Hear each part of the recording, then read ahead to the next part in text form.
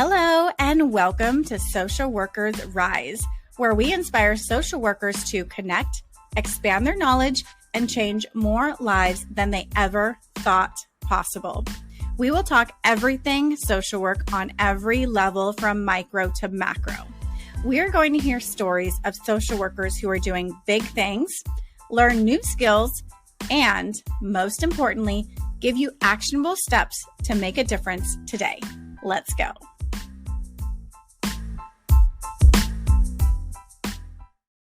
Hello, and welcome to another episode of Social Workers Rise. It is your host, Catherine here. Today, we're going to be talking about the number one advocacy mistake that I see. And this is specifically for social workers who are trying to advocate for their clients, and they're doing this one thing and it's missing the mark, and it's really causing a lot of missed opportunities there. So a little bit about me. I am an LCSW based out of sunny Southern California.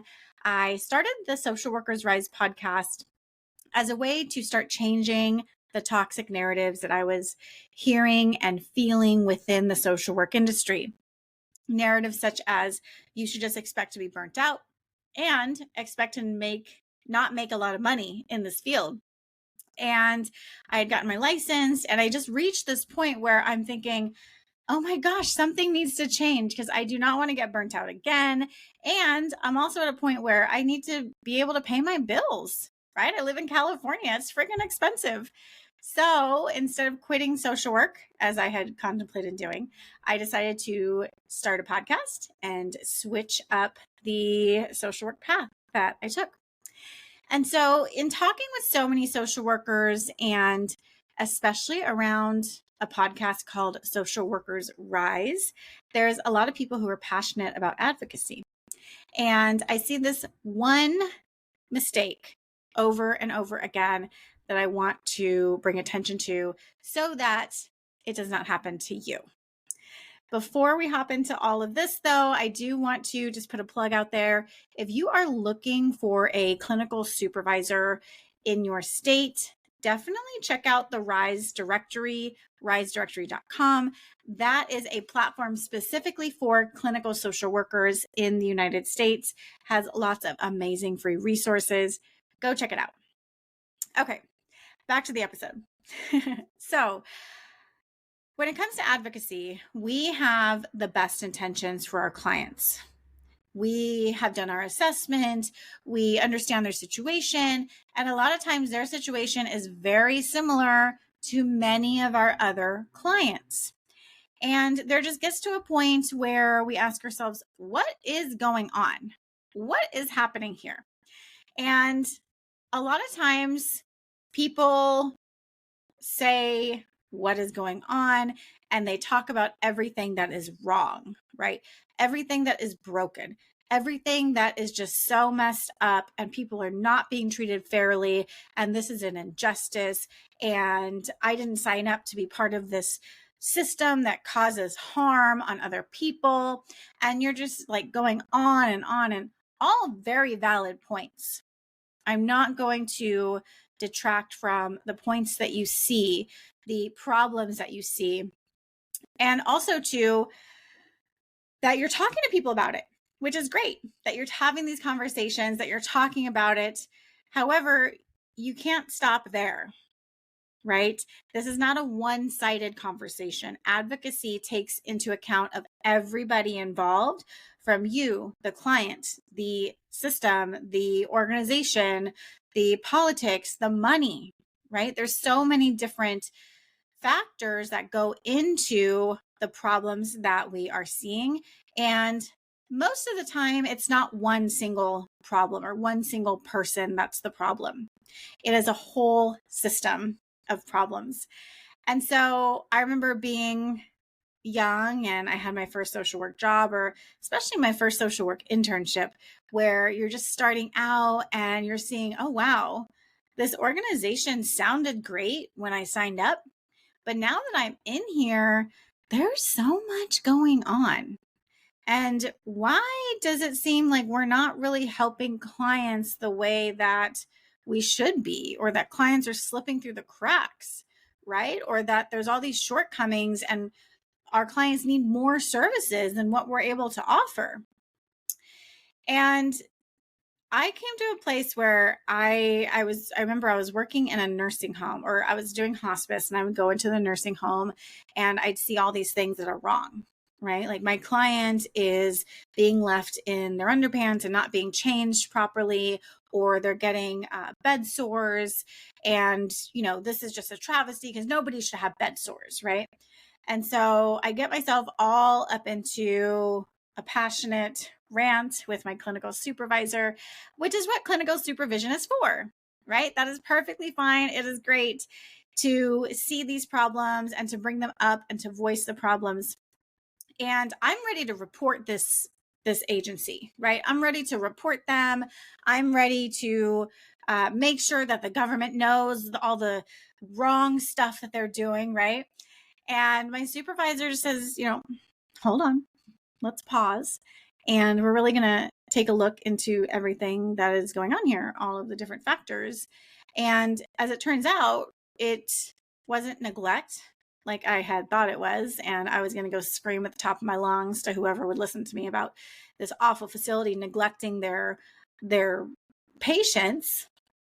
But instead, she forced me to step back and look at everything that's involved, right? So the patient, how is the patient taking care of themselves? How is the family involved? What is the staffing like at the nursing home? What is the training like at the nursing home? What are the health conditions? And how is the skin for this person, right? So a lot of learning, like, hey, it's Catherine here. I hope you are enjoying this episode. We're going to take a quick break to listen to these ads from our sponsors. Do you want to make your own podcast? Spotify has a platform that lets you make one super easily, then distribute it everywhere and even earn money all in one place for free. It's called Spotify for Podcasters. And this is the platform that I use because it makes it so simple to record and distribute your podcast all in one place using your cell phone. What you need to do is download the Spotify for Podcasters app or go to www.spotify.com/podcasters to get started. If you're planning to take the BBS Law and Ethics exam, the ASWB Master's or Clinical Licensure exam, or if you're studying for the MFT exam, then you need a proven program that can help you understand the exam questions and pass with confidence. If this is you, I highly recommend the Therapist Development Center.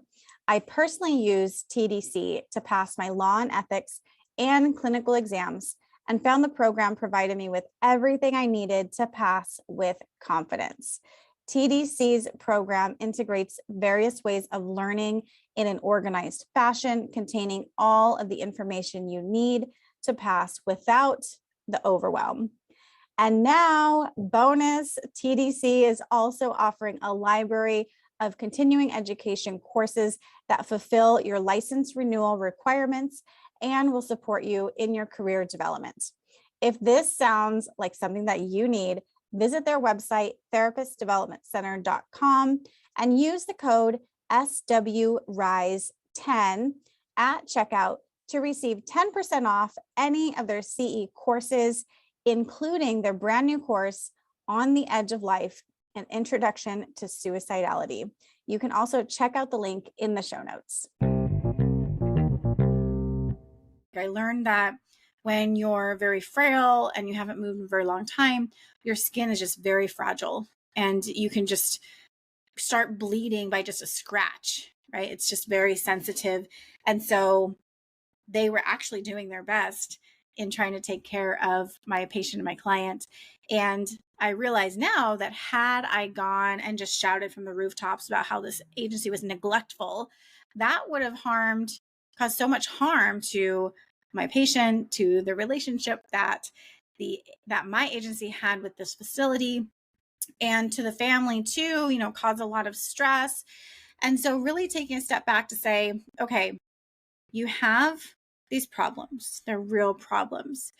But instead of complaining, let's look at everything around and see what kind of solutions can be done, right? So a lot of times I see social workers complaining a lot.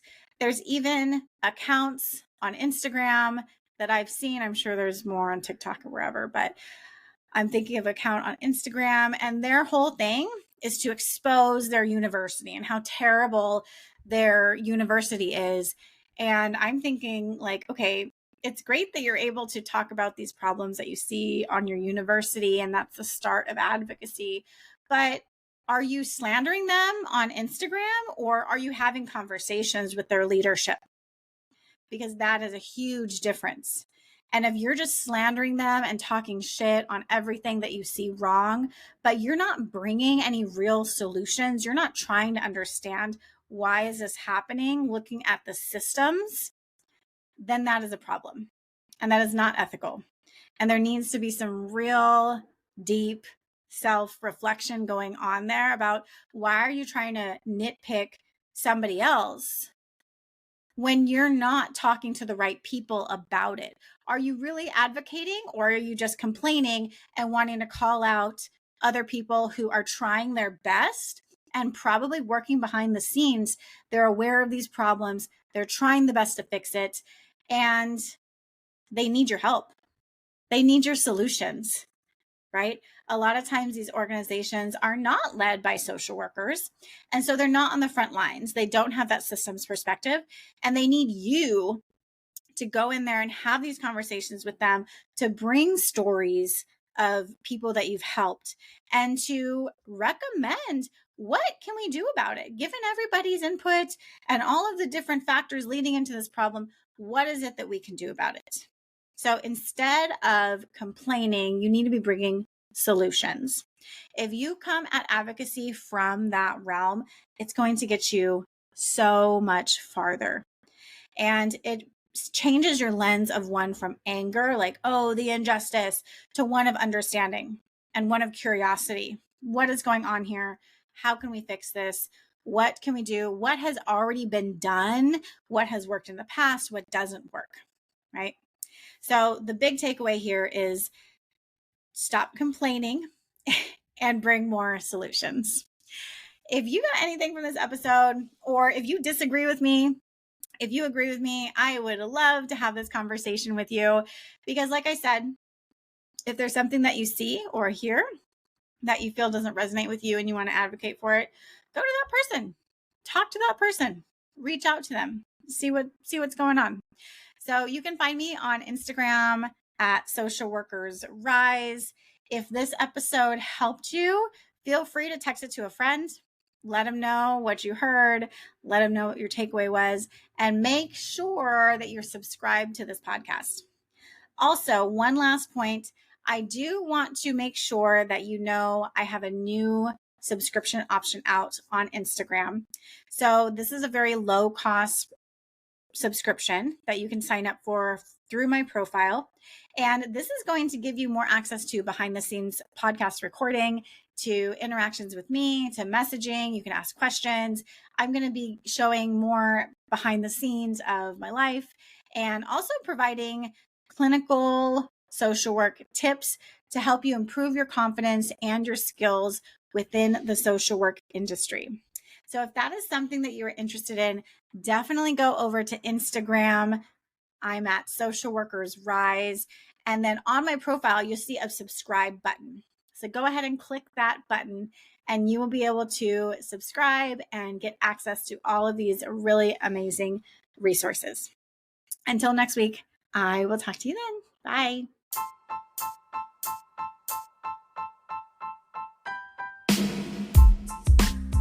Thank you for listening to another episode of Social Workers Rise.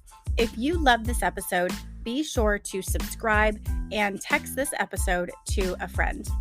If you want more, there are a few ways we can get to know each other and work together. First, definitely subscribe to the Friday resource email list. The link is in the show notes.